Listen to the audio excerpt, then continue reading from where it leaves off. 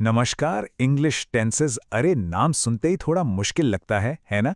पर चिंता की कोई बात नहीं है। इसको एक बोरिंग ग्रामर क्लास की तरह बिल्कुल मत सोचिए, बल्कि इसे समझिए समय में एक मज़ेदार सफ़र।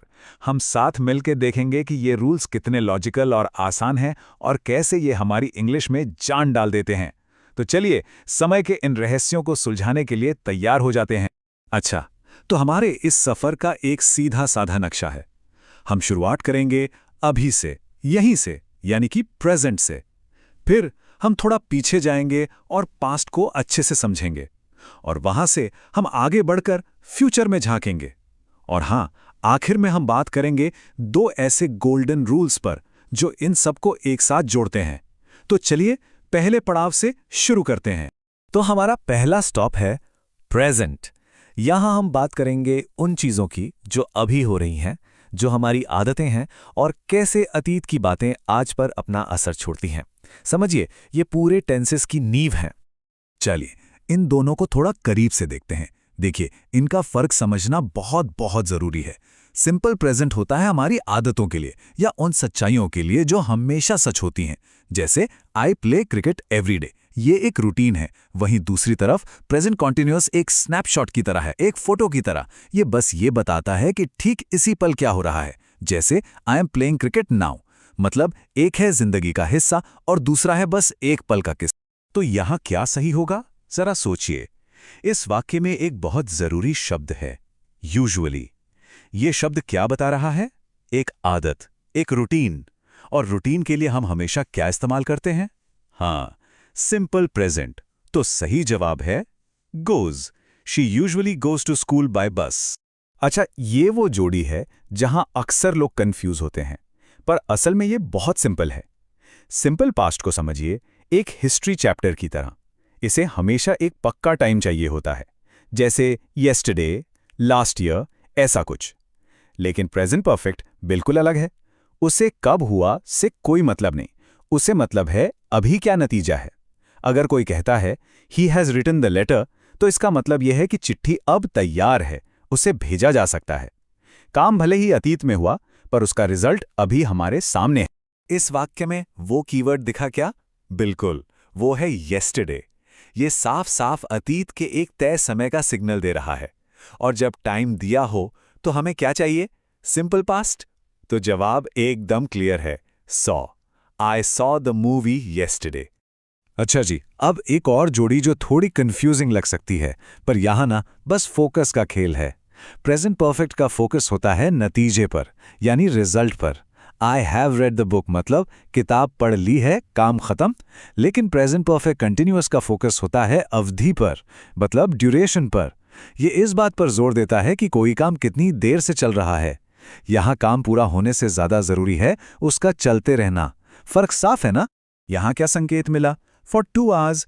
ये साफ साफ काम की अवधि यानी ड्यूरेशन बता रहा है। और याद है, जब फोकस अवधि पर हो तो हम प्रक्रिया पर जोर देते हैं। इसीलिए यहां सही जवाब होगा present perfect continuous has been studying. तो अब वक्त है अपनी टाइम मशीन में बैठने का और थोड़ा पीछे जाने का। स्वागत है पास्ट में। यहां हम सीखेंगे कि कहानियां कैसे सुनाई जाती हैं और कैसे अतीत की घटनाएं एक दूसरे से जुड़ी होती हैं। इसे ना किसी फिल्म के सीन की तरह सोचिए।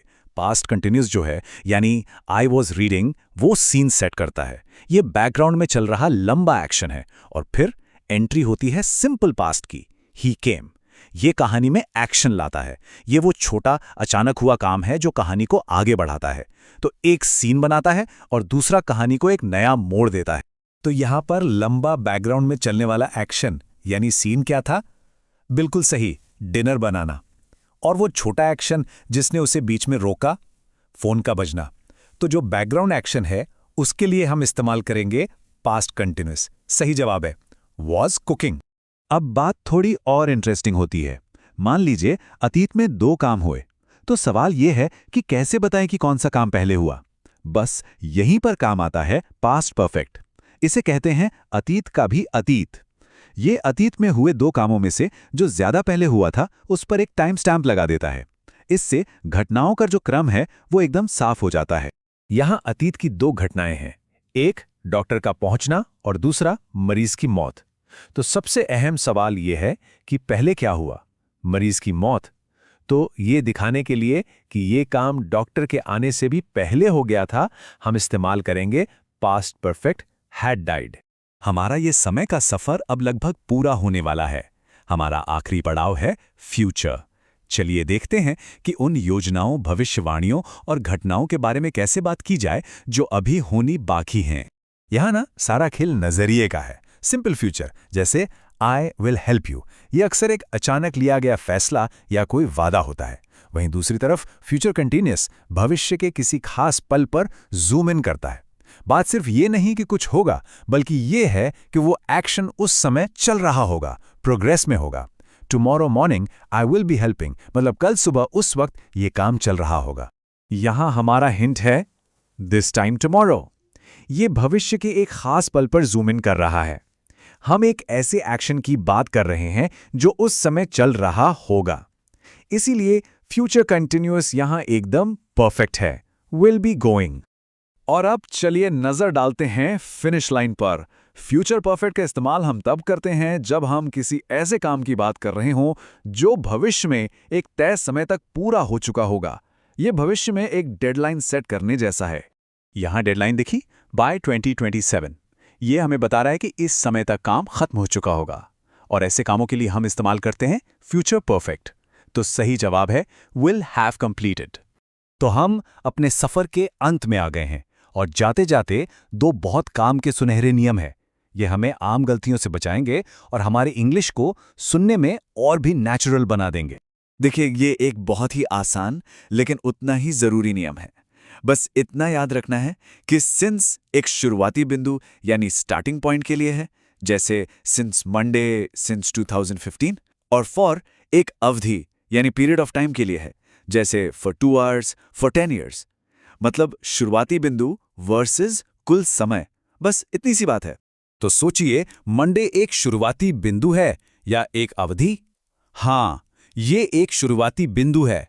और शुरुआती बिंदु के लिए हम क्या इस्तेमाल करते हैं? Since. She has been ill since Monday. और ये रहा हमारा आखिरी सुनहरा नियम। ये कुछ खास तरह के वर्ब्स के बारे में हैं जिन्हें स्टेटिव वर्ब्स कहते हैं। इनके बारे में ऐसे सोचिए कि ये किसी अवस्था या हालत को बताते हैं, जैसे जानना, प्यार करना, समझना। ये किसी चलते हुए एक्शन को नहीं बताते, जैसे भागना या खेलना। और क्योंकि ये एक अवस्था बताते हैं, कोई चलता हुआ काम नहीं, इसलिए इनके साथ आमतौर पर आईएनजी नहीं लगता। जरा इन उदाहरणों को देखिए। आई एम नोइंग हिम नहीं कहा जाता, क्योंकि जानना एक अवस्था है। हम बस कहते हैं आई नो हिम।